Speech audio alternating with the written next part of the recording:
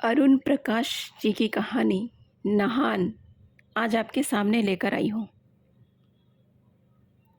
मैं जब उस मकान में नया पड़ोसी बना तो मकान मालिक ने हिदायत दी थी, बस तुम नहान से बचकर रहना, उसके मुंह नहीं लगना। कुछ भी बोले तो जुबान मत खोलना। नहान जुबान की तेज है। इस मकान में कोई 18 सालों से रहती है। उसे नहाने की बीमारी है। सवेरे, दोपहर, शाम, रात 4 पहर नहाती है। बाथरूम एक है, इसलिए बाकी 5 किराएदार उससे चिढ़ते हैं, उसे नहान कहकर बुलाते हैं। वैसे वह अच्छी है, बहुत साफ सफाई से रहती है। मैंने मकान मालिक की बात गांठ बांध ली। मैंने सोचा, मुझे नहान से क्या लेना देना, मुझे कितनी देर कमरे पर रहना है। 10 बजे ट्रांसपोर्ट कंपनी के दफ्तर जाऊंगा, फिर 10 बजे रात में उधर ही से खाना खा कर लौटा करूंगा। मेरा परिवार गांव में रहता है। वहाँ मेरे माता पिता, पत्नी और 2 बच्चे हैं। थोड़ी सी खेतीबाड़ी है। कमर्शियल क्लर्क की नौकरी है। दिन भर माल लदवाओ, उतरवाओ, बिल्टी देखकर माल पार्टी के हवाले करो। 6 बजे ऑफिस बंद होना चाहिए। पर कमरे पर आकर करूँगा क्या? परिवार साथ रहता तो बात और थी। कमरे में अकेले पड़े रहने का क्या मतलब? इसलिए 10 बजे रात से पहले कमरे पर लौटने का सवाल ही नहीं था। कमरे में सामान जमाने के बाद मैं नहान से मिला। इतवार को मेरी छुट्टी होती थी। उस दिन मैं अपने गंदे कपड़े धोया करता था। नल या बाथरूम को लेकर ही नहान से टकराव हो सकता था, इसलिए मैं कपड़े धोने के पहले ही नहान से पूछने चला गया, बाथरूम का कोई काम तो नहीं है, मैं अपने कपड़े धो लूँ? आगे भी मैं उससे नियमित अनुमति मांगता रहा। इसके चलते नहान की कृपा मुझ पर बनी रहती। वह मुझसे कहा करती, कभी कोई तकलीफ़ हो, कोई ज़रूरत हो तो बता देना। मैं कभी कभी छोटी मोटी चीज़ें उधार मांग लेता, जैसे किरासन तेल, मोमबत्ती, माचिस, इस्त्री। पर मेरे अलावा कोई और पड़ोसी नहान के कमरे की तरफ झांकता तक न था। नहान उसका असली नाम नहीं था। नहान शब्द किसी स्त्री का नाम होगा, यह सोचकर ही अटपटा लगता था। लेकिन अटपटापन उत्सुकता तो पैदा कर ही देता है। मेरे मन में यह सवाल कुल बुलाता रहा, इसलिए नहान के बारे में जो सूचना सहज ही मिल जाती, मैं उसे अपनी स्मृति के खजाने में डाल लेता। मैं चाहता तो उसके बारे में पड़ोसियों से पूछताछ कर सकता था, लेकिन मैं उस मकान में नया था। उस मकान में कुल 6 बड़े कमरे थे, एक कतार में बने हुए। उन्हीं में से एक कमरे में नहान अपने पति सूरज के साथ रहती थी। सूरज एक ढाबे में कारीगर था। कारीगर यानी बावर्ची। दिन में 10 बजे काम पर जाता तो रात में 12 बजे लौटता। सुबह में देर तक सोता रहता। उसके पास नहान के लिए फुर्सत नहीं थी। नहान को भी फुर्सत कहाँ थी? वह भी पति के जाने के बाद चूड़ियों की टोकरी उठा सरकारी कॉलोनी चली जाती। उसकी टोकरी में रंग बिरंगी सस्ती चूड़ियाँ होती, हर तरह की कलाई में फिट आने वाली चूड़ियाँ, कांच और प्लास्टिक की चूड़ियाँ। नहान कॉलोनी में जब पहुँचती तो वहाँ की औरतें फुर्सत में होती, पति काम पर और बच्चे स्कूल। नहान अपने महीन मगर तेज सुर में आवाज़ लगाती, चूड़ियाँ, रंग बिरंगी चूड़ियाँ। अगर टेर सुनने के बाद भी दरवाज़ा नहीं खुलता तो वह बेहिचक कॉलबेल दबा देती। पिछले कई सालों से वह इस कॉलोनी में फेरा लगाती थी, इसलिए उसे सब जानते थे। कई औरतें नहान को खुद ही बुला लेती, कुछ खरीदती, कुछ सिर्फ चूड़ियों को देखती, खरीदने की इच्छा दबाती और महंगाई का रोना रोती। नहान को मैंने अपने एक परिचित के यहाँ चूड़ी बेचते देखा था। हम बैठक में थे। गृह स्वामिनी ने दरवाजे के पास गलियारे में नहान को बिठा रखा था। नहान गृह स्वामिनी को चूड़ियों की किस्में दिखलाती जा रही थी।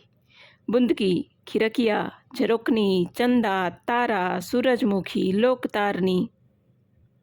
अच्छा, ये पसंद नहीं आई तो सादी चूड़ियाँ ले लो। आपकी गोरी कलाइयों पे ये ऊदी रंग खूब फबेगा। थोड़ा लाल और थोड़ा काला मिलाकर ऊदी रंग बने बीबी जी। 7 का जोड़ा डलवा लो। ये लो, बगैर कंगन के कहीं सादी चूड़ियाँ फबती हैं। दोनों कलाइयों के लिए 4 कंगन तो चाहिए ही। आगे पीछे एक एक कंगन, तभी तो कांच की चूड़ियाँ टूटने से बचेंगी। अब पैसे की मत सोचो, पैसा नहीं है तो सिर्फ बोनी कर दो, बाकी अगले चक्कर में दे देना। 30 रुपये होते हैं, अभी 10 दे दो, 20 हम फिर ले लेंगे। गृहस्वामिनी ने चूड़ियाँ पहन ली। नहान को 10 रुपये देकर जब वह जाने लगी तब नहान बोली, बीबी जी, असीस की चूड़ी तो पहनती जाओ। गृहस्वामिनी ने कलाई झट आगे बढ़ा दी, भूल सुधार के लिए। नहान ने उनकी बाईं और दाईं कलाई में एक एक और चूड़ी डाल दी। गृहस्वामिनी झुकी, चूड़ियों की झोरी से अपने माथे को लगाया। नहान बोली, सुहाग बना रहे बीबी जी। आवाज़ लगाती नहान निकल गई, लेकिन मन में सवाल कुलबुलाता रहा, असीस की जोड़ी क्या है? इन 2 चूड़ी के लिए उसने पैसे क्यों नहीं लिए? शायद यह कोई रिवाज होगा। इतनी व्यवहार कुशल माला को नहान क्यों कहते हैं? इसके बाल बच्चे हैं नहीं, इसका पति 5,000 कमा लेता है। इस रकम में 2 लोगों की गृहस्थी आराम से चल सकती है। फिर यह चूड़ी की टोकरी उठाए क्यों फिरती है? इसका शरीर स्वस्थ है, मन से दमित नहीं है, फिर भी यह बार बार क्यों नहाती है? उसकी नहाने की आदत से सब परेशान थे। सबको नहाना धोना होता था, बच्चों को नहा धोकर स्कूल जाना था, बड़ों को काम पर। नहान के चलते सबका रूटीन बिगड़ जाता। 4 बार तो वह नहाती ही थी, इसके अलावा वह कभी भी नहाने पहुंच जाती। बाथरूम में कोई होता तो वह दरवाज़ा पीट पीट कर परेशान कर देती, लेकिन जब वह खुद बाथरूम में होती और कोई दरवाज़ा पीटता तो ज़ोर ज़ोर से गालियां देती बाहर निकलती और मकान झगड़े के शोरगुल से भर जाता। मैं जितना पड़ोस में घुलता मिलता गया, नहान के बारे में नई नई सूचनाएं जुड़ती गईं। नहान सुंदरी थी, उसकी चिकनी सांवली त्वचा के अंदर से गोरा रंग फूट पड़ता था, इससे उसकी सांवली त्वचा दमकती। वह कोई 35 साल की होगी, लेकिन रोज़ रोज़ के शारीरिक श्रम ने देह की तराश को बनाए रखा था। बदन में फालतू चर्बी कहीं नहीं थी। बड़ी बड़ी कनपटी तक फैली आंखें, गोल चेहरे पर छोटी सी नाक बेडौल लगती थी, पर पूरे चेहरे का अक्स ऐसा था कि उसे भूलना असंभव था। जूड़े को लटकाने के बजाय वह ऊपर की ओर बांधकर हेयरपिन लगाती, जिससे उसकी सुतवा गर्दन और उजागर हो जाती। वह सजने संवरने के लिए वैसा जूड़ा नहीं बांधती, बस माथे पर टोकरी उठाने में सुविधा रहे। हाँ, उसके होठों पर पान की लाली हमेशा रहती। पान खाने का शौक उसे अपने पति से मिला था। भट्टी के पास खड़े खड़े उसका गला सूखता, इसलिए उसने पान खाने की आदत डाल ली थी। नहान अपने पति को सांवरे कहकर बुलाया करती। सांवरे यानी सांवरे कृष्ण। कृष्ण जैसा प्रेमी पाने की चाहत लोक जीवन में कई प्रकार से अभिव्यक्त होती रही है। इसी तरह पति को सांवरे कहकर बुलाने का चलन निकला होगा। उसका पति सूरज सांवला तो था, पर कृष्ण वाली कोई चमक उसमें नहीं थी। उल्टे वह मनहूस था। काम से लौटता, दारू पीकर सो जाता। पड़ोसी बताते थे कि नहान भी पीने में उसका साथ देती है। खैर, हम पड़ोसी महीने महीने बाद सूरज का चेहरा देख पाते थे। उस निहायत ही सादे मर्द में एक खास बात थी। नहान के कोई बच्चा नहीं था, फिर भी सूरज ने उसे कभी इसका ताना नहीं दिया, न दूसरी शादी की बात चलाई, और तो और उसने कोई बच्चा गोद भी नहीं लिया। एक पड़ोसी ने सूरज से बच्चा गोद लेने की बात छेड़ी तो उसने पान चबाते हुए कहा था, अभी तो हम दोनों कमाते हैं, पोस्ट ऑफिस के खाते में काफ़ी कुछ जोड़ रखा है। एक बीमार भी हो गया तो दूसरे की कमाई से काम चल जाएगा। चिड़िया के बच्चे उसके पास हमेशा कहाँ रहते हैं। बच्चा गोद लेकर क्या होगा? दूसरी शादी मैं क्यों करूं? ऐसी बीवी मुझे 7 जन्म न मिलेगी। एक दिन एक तांत्रिक आया। उसके काले चोंगे की आस्तीन का कपड़ा हाथ के ऊपर उठाते ही लहराने लगता और उसकी मुट्ठी में कभी चॉकलेट तो कभी काजू प्रकट हो जाता। इस हाथ की सफाई का जादू हमारे मकान की औरतों पर चल गया। मुरादों की गठरी तांत्रिक के सामने खोली जाने लगी। नहान चूड़ी बेचकर लौटी थी। एक पड़ोसन ने तांत्रिक से कह दिया, इसका कोई जतन कर दो महाराज, इसकी कोख हरियाती नहीं, जे बांझ है। बांझ शब्द सुनते ही नहान बिफर पड़ी और पड़ोसन को एक झापड़ लगा दिया। जो मुझे फिर बांझ कहा तो तेरी जबान कतर दूंगी। मैं जन्म से बांझ नहीं हूं। पड़ोसनों को सांप सूंघ गया। वे अब तक नहान को बांझ समझ रही थी। बांझ न होने की बात जानकर किस्म किस्म के संदेह और अनुमान का सिलसिला चल निकला। बहरहाल निष्कर्ष यह निकला कि खोट सूरज में है, वरना नहान के गर्भ क्यों नहीं ठहरता। पड़ोस में सब नहान की पीठ पीछे उसके बारे में सूचना देने को उत्सुक रहते थे। बस नंदू ड्राइवर नहान का नाम लेते ही मुंह सिलिया करता। नंदू क्रेन चलाता था। हाईवे पर कोई ट्रक कार पलटती तो नंदू क्रेन ले जाकर उसे खींचता और गैराज तक पहुंचा देता था। उसके काम का कोई समय न बंधा था। अकेला रहता था। उसका कोई परिवार नहीं था। नंदू रात में दारू चढ़ा खाना खाकर कमरे पर लौटता था। उसका कमरा मेरे बगल में था। अगर मैं जाग रहा होता तो वह दुआ सलाम करता, वरना सो जाता। नंदू कपड़े धोने का काम शाम के 3-4 बजे करता, तब नल खाली रहता था। नहान उसी समय फेरी लगाकर लौटती थी। टकराव का कोई अवसर न होता, फिर भी वह नंदू से उलझती। कभी अलगनी पर लटके गीले कपड़े बदन से सट जाने की शिकायत करती, कभी रास्ते पर पानी छलकाने के लिए कोसती। लगे हाथ नंदू को 2-4 गालियां सुना देती। नंदू यूं तो गबरू था, पर वह नहान की गालियां चुपचाप सुन लेता। कभी सिर उठाकर दीनहीन याचक वाली मुद्रा में देख लेता था। इस पर नहान और बमकती, फिर पैर पटकती अपने कमरे में चली जाती। उसके बाद नंदू जैसे ही नल से हिलता, नहान बाथरूम में घुस जाती, मानो वह नंदू की छाया से अपवित्र हो गई हो। अजीब यह कि नंदू कोई 16 साल से नहान की गालियां बर्दाश्त कर रहा था। नंदू की क्रेन मेरे ऑफिस के पास ही खड़ी रहती थी। उसके मालिक का ऑफिस भी वहीं था, इसीलिए मैं धीरे धीरे जान गया था कि नंदू सहनशील नहीं है। ट्रक क्रेन जैसे सड़क छाप धंधे में दयनीय बने रहने से काम नहीं चलता। फिर वह इतने सालों से नहान को क्यों झेल रहा है? वह चाहता तो किसी और मकान में कमरा ले लेता।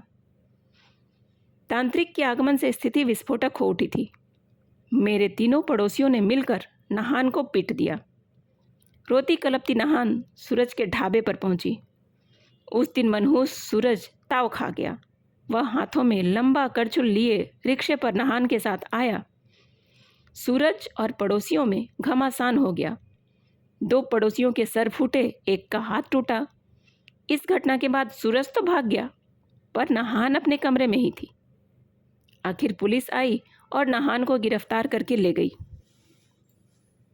नहान पर हिंसा का नहीं, हाँ, एक पड़ोसन को झापड़ मारने का इल्जाम था। मैं रात कमरे पर पहुंचा तो उस घटना के बारे में मुझे पता चला। तभी मैंने देखा कि नहान रिक्शे से उतर रही है। नंदू उसे उतरने में सहारा दे रहा था। नहान अपने कमरे में चली गई, नंदू अपने कमरे में। घंटे भर बाद मैंने देखा कि नंदू के कमरे की बत्ती अभी भी जल रही है, तो मैंने उसका दरवाज़ा खटखटाया। इस बीच मुझे कुछ और जानकारी मिल गई थी। नंदू नशे में था, फिर भी मैंने पूछ लिया, तुमने नहान की जमानत क्यों दी? नंदू रहस्यमय तरीके से हंस पड़ा था। सूरज के बाद मेरे अलावा उसका है ही कौन? बाबू, तुम्हें हैरत हो रही है ना? रोज गरियाने और दुत्कारने वाली औरत की जमानत मैंने क्यों दी? मैं तो उस पर जान भी दे दूं। बड़ी जिद्दी औरत है। बच्चा ना होगा, फिर भी रहेगी सूरज के ही साथ। उसकी जिद तो मेरी भी जिद। मैं सूरज और माला के साथ नशा पानी किया करता था। एक रात नशे का फ़ायदा उठाकर मैं माला के साथ गलत काम कर बैठा। गर्भ भी रहा। मैंने सोचा अब इसकी ज़िंदगी बन जाएगी, पर उस जिद्दी ने गर्भपात करा लिया। बस यही जिद, ये कोख तो सांवरे की है। मैंने हैरत भरे स्वर में उससे पूछा, नहान उस मनहूस सूरज को इतना प्यार क्यों करती है? नंदू लड़खड़ाती आवाज और बिखरे शब्दों में लगा, प्यार नहीं, एहसान। बाबू, वह एहसान चुका रही है। माला का बाप नहान को एक बूढ़े के साथ बांध रहा था, तब यही सूरज रोती कलपती माला को छिपाकर यहाँ ले आया था। इसी एहसान को पगली प्यार समझती है और साथ रहने को शादी। क्या इनकी शादी नहीं हुई? नंदू मुझ पर ही तंज करने लगा। तुम भी बौड़म हो बाबू। दोनों जात एक होती तभी तो शादी होती। इसलिए मैं उससे कहता हूँ, सूरज को छोड़, मेरे साथ सगाई कर ले, हमारी तो जात भी एक है। नंदू मुझे और रहस्यमय लगने लगा था। नहान, नंदू और सूरज के संबंधों में रहस्य की इतनी परतें होंगी, यह मैंने नहीं सोचा था। इतनी मामूली जिंदगी और इतनी गहराई। अब तक मैं इन लोगों से खुद को श्रेष्ठ समझता था। अब मुझे खुद पर शर्म आ रही थी। मैं बमुश्किल बोल सका, बहुत ऊंची औरत है, मगर इतना नहाती क्यों है? मेरे सवाल पर नंदू जोर से हंसा। मेरे छूने से वह जूठी हो गई है, सो नहाती रहती है। मैं उसका रास्ता भी लांग दूं तो नहाने पर ही उसे चैन आएगा। लेकिन थोड़ी देर पहले तो तुमने उसको सहारा देकर रिक्शे से नीचे उतारा था। क्या वह अभी नहाएगी? नंदू हंसने लगा। उसे हंसता छोड़ मैं कमरे से बाहर निकला तो देखा कि नहान बाथरूम से नहा कर निकल रही थी। नहान का रहस्य मेरी समझ में आ गया था, लेकिन नहान के लिए नंदू का इंतज़ार मुझे और रहस्यमय लगने लगा। कहानी अगर आपको पसंद आई है तो कृपया कमेंट करके ज़रूर बताएं।